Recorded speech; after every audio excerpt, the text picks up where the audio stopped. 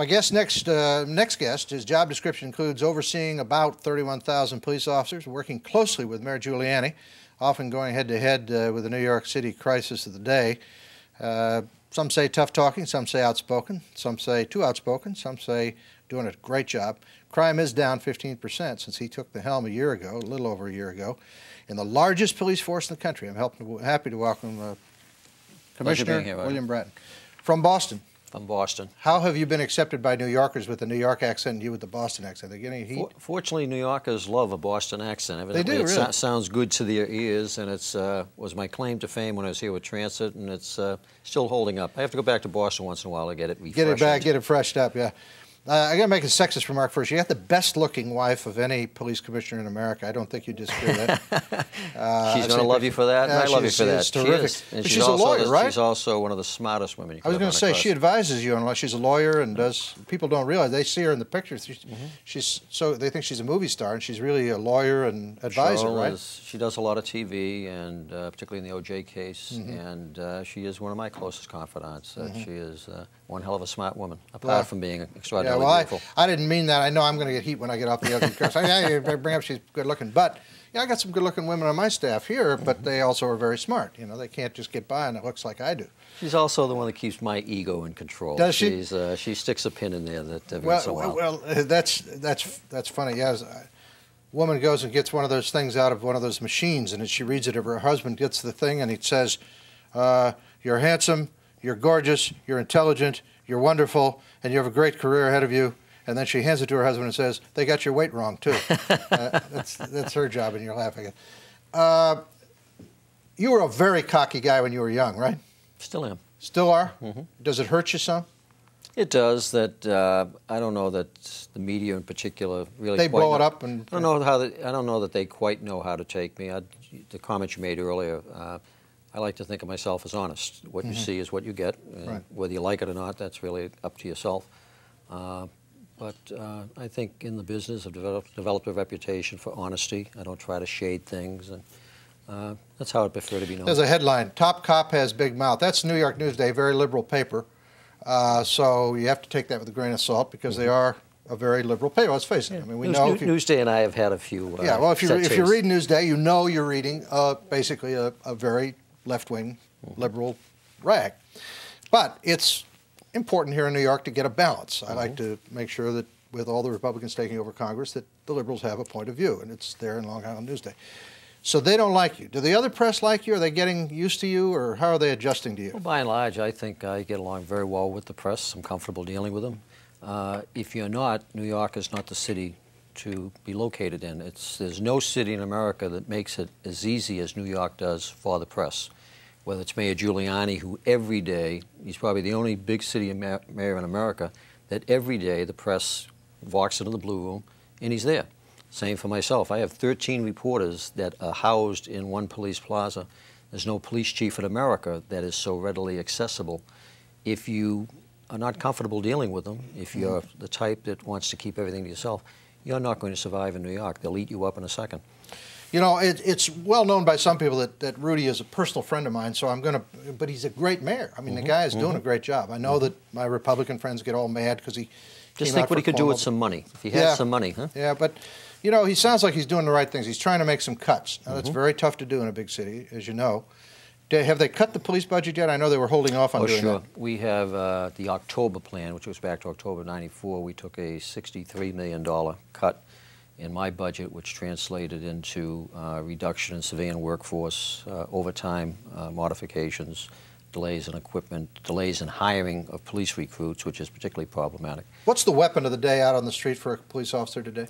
Well, we're now converting to the 9mm. Roughly 2/3 of the department now have them, and within 2 years, every officer in New York will finally and thankfully be equipped with that weapon. Is that semi-automatic? That's a semi-automatic. So it's just keep pulling the trigger and it goes, it doesn't? They're authorized to carry 15 rounds in the weapon versus the revolvers that they previously equipped with had 6 shots. What's the accuracy of that versus the old .38? Much better. It is? Much better. That's one of the reasons why when I was chief of transit and David Dinkins and Lee Brown, my predecessor as commissioner, were fighting my converting the transit police to that weapon, that I went for it because of officer safety, because it is more accurate, easy to use, more rounds, and that's been proven out time after time after time. Ray Kelly, my immediate predecessor, finally started moving toward the conversion to the 9mm, and I'm now completing it. I heard you don't like to wear a gun because it messes up your suit line. Is That's that right? right. You're a very well-dressed guy, a lot of suits, a lot of nice-looking suits, ties with animals on them. Tell me, get a tight shot of that. Let's see. Today we have, what do I get there? Ostriches today. Are you ostriches? Well, I don't think about ostriches much, but they are. That's if you notice, tie. his head's not in the sand. Oh, okay, good. That's Hermes, right? Hermes? That's a very expensive tie. Mm-hmm. Do you think it's important for the police? Thankfully, I have a wife who loves me, and she goes out shopping for you and gets them. Is that right? She picks all the ties. Yeah, well, my wife used to do that. She used to get them off the table. Find one. I looked all right, but you know, I have spaghetti, so I only wear red because it's the only thing I found that I can eat pasta over at Patsy's and never have a problem because I go out of there and I can still wear the tie. What are you going to do with the smoking ban? That's a problem. That is a big problem. I'm not for that. I happen to be for freedom, but I understand everybody wants to do that. My inner circle of all big cigar smokers, so they're still trying to figure out how they're going to deal with that. As you know, I love Rudy and I love Donna, but I know that they don't like the smoking too much, right? Is that the deal? Neither do I. The staff knows they can't smoke around me. So. Really? I think that you shouldn't smoke around people, but I think there should be a place for smoke. We shouldn't execute smokers, and that's basically the position we've taken in America, which is if they've made a choice to smoke, as long as they don't blow it on me, I don't care what they do. I describe smokers as seagulls. You go by, particularly in Midtown New York now, you see all these people hanging out in front of the buildings, furtively smoking a cigarette. It's like seagulls just kind of hanging around. That's true. That is true. 31,000 cops. How many of them are crooks? A couple of hundred. Couple hundred, really? Out of 31,000? Yeah, less than 1%. Crooks in the sense that their primary reason for being police is to engage in criminal activity. How many of them kind of take little payoffs and on the pad and do things like that? Is there another? That's still in that range. Really? I just had a briefing earlier, prior to this show, with my internal affairs unit. So we stay pretty intimate with the numbers of cases they're working. So that 1%, couple of hundred, 300, that's pretty much stays consistent. Wow. I think the press is out of proportion in their coverage then of the number of cops. You've been very tough on bad cops. And you know, you and Rudy both have been very tough on bad cops. Do you think we've reached the point where a police officer is very reluctant to pull his weapon or fire it because he's afraid he's going to be suspended and therefore we're risking an officer's life because he won't use his weapon?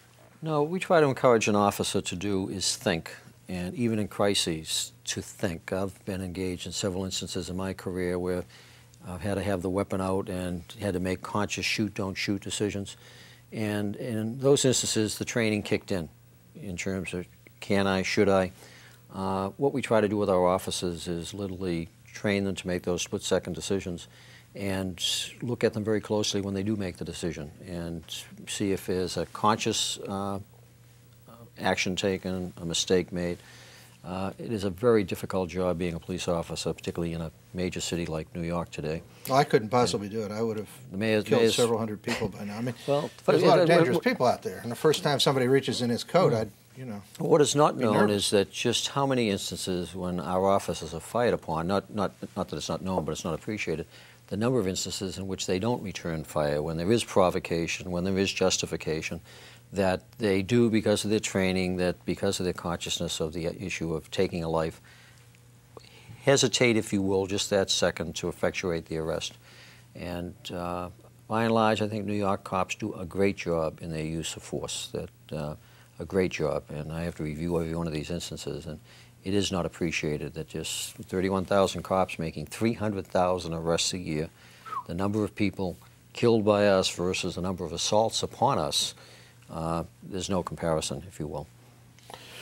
What's been the primary thing about Rudolph Giuliani that you've liked working for him as police commissioner, and what have do you have any complaints? Two things in terms of the liking, and we had some significant discussions before I agreed to accept the position that he was offering. One was naturally a concern that as a guy who spent all his life in law enforcement and is known for his expertise in that area, he was even commenting in the paper, not so much second guessing, but trying to be the police commissioner. And that has not been the case. He sets policy and really does allow myself and my staff to develop the strategies to support that policy. He, like myself, will come in and fine-tune, which is his right and basically on his expertise. But we've had no problems in the sense of his being intrusive into the organization. But he sets the tone. Okay, great. We're with William Bratton, Police Commissioner of New York City. We have more questions and some fascinating things. Rudy put on a gown and went in the operating room, though. The guy's a hands-on guy. I saw that in the paper this morning. I didn't pick up the scalpel. I know. That's what I worry. Wake up and you see Rudy. Okay, we'll be right back. The officers arrested last evening and this morning used their shields to punish, to brutalize, to steal, to rob, and to cheat.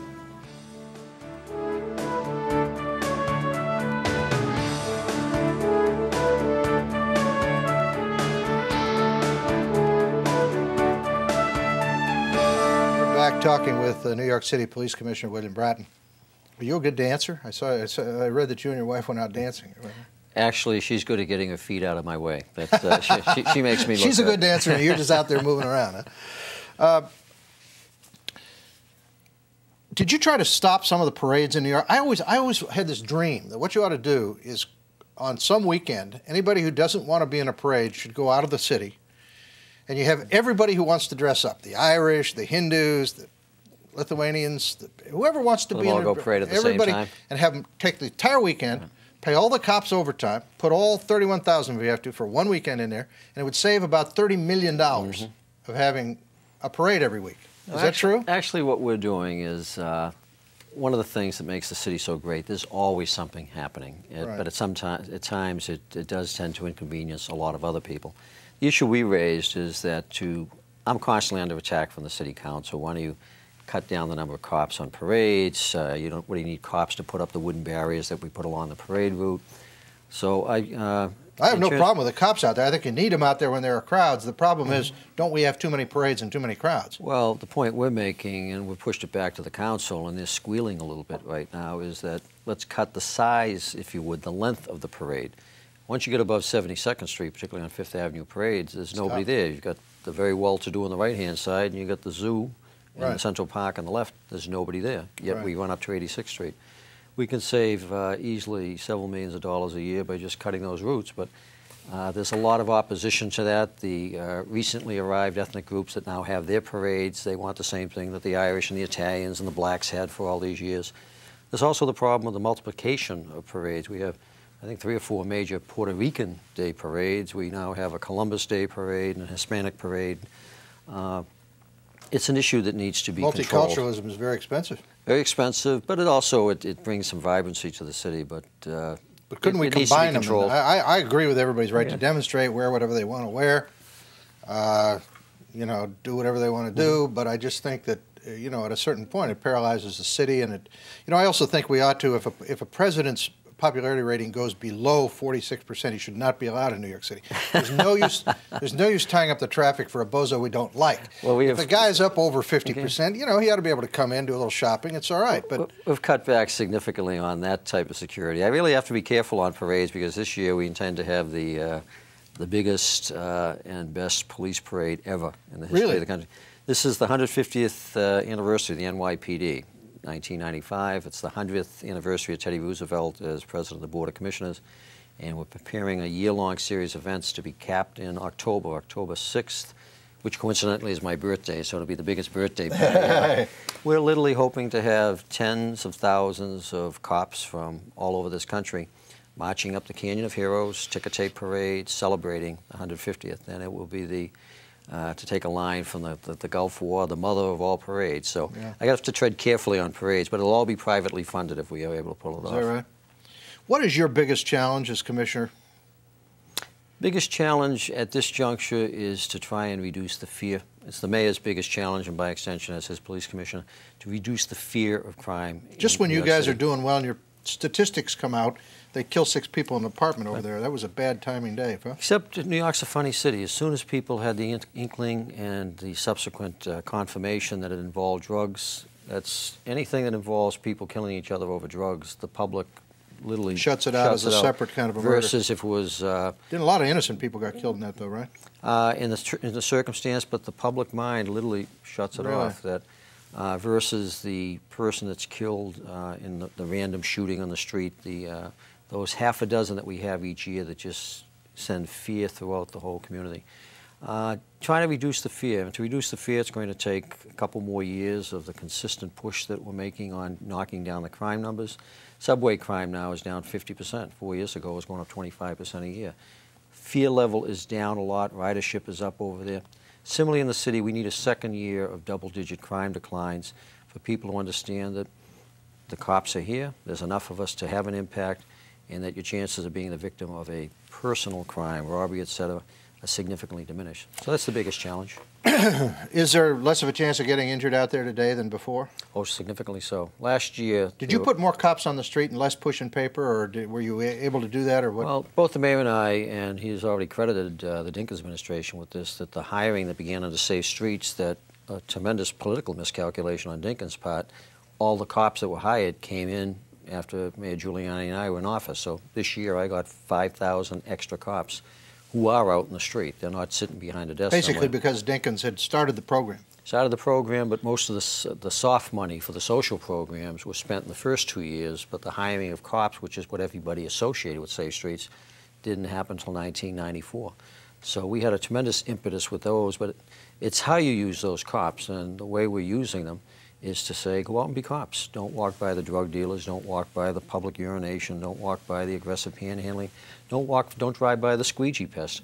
Do something. Boy, I'm really happy about you guys, because those crazy squeegee guys are off 57th Street. We pushed them all over here to New Jersey. Yeah, so. They're over here in New Jersey now. That's right, but I don't live here, so but I don't know where they went. But when you get off that ramp at 57th Street, there's only 1 or 2 guys now that have the guts to get out there. But I always roll down my window and say, Giuliani's looking for you, and the guy goes off somewhere. And so imagine we estimated there were 75 of them, and the 31,000 New York cops couldn't deal with them. Why? Because nobody was telling them to deal with them. That little things count, and whether it's lifestyle, squeegee, lifestyle, quality of life. That's where the mayor and I are very simpatico. He understands intimately.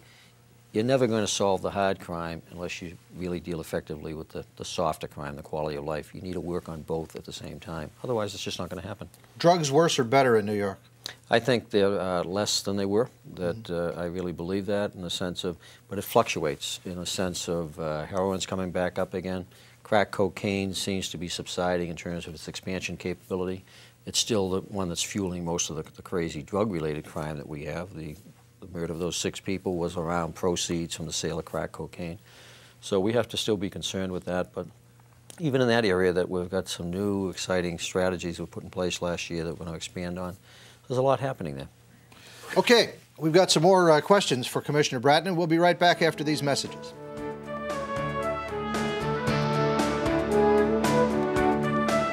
It is at this time believed that the device may have consisted of what is described as some type of glass jar filled with some type of flammable liquid.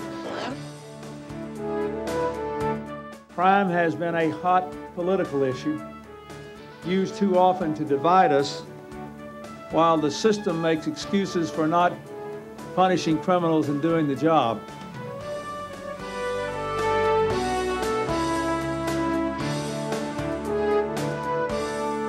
Police Commissioner William Bratton with us. How good is this crime bill? From our perspective here in New York, very good. The mayor and I had the opportunity to lobby quite aggressively down in Washington to shape it. And we were able to shape it so that there's a lot of money that can come to New York. We're very aggressively pursuing it through the grant applications. And it benefits us in terms of not just additional police, because we hired 5,000 the last couple of years, but over time, our technology that will give us equivalent police officers. So depending on what goes on in Congress right now, it's some of the reshaping of it. Even with the reshaping, I think we're still going to do quite well by it. A lot of Republicans were mad at Rudy because he was flying around with Bill Clinton, but I always suspected that because he was down there getting to shape the crime bill and get some money for New York City, there's a little quid pro quo in politics. You got to get out there and fly around with the guy and wave. And the mayor has always been very upfront that his first obligation is to the people of New York City. Right. That there's the issue of party politics, but he was able to parlay that activity into, ultimately, we think, significant benefit to the city. Yeah. So he's got to stand there and wave with Bill, and he gets a little dough. I mean, that's... And how New York goes, the new governor, Pataki, who's a Republican, will benefit from it. The new Congress will benefit. As everybody looks to New York, if New York can deal with its crime problem effectively, we can be the catalyst to get the whole country feeling better about it. internationally you can have that same type of impact, because in many respects the mayor is correct. We are the capital of the world. Yeah, we really are. And I think the fact that he said, look, New York's the Big Apple, we've got to be a showcase, we've got to be the showplace of the world, we've really got to do it. I think that's important. I think the citizens get behind that. What's the most fun in your job, and what's the worst thing about your job?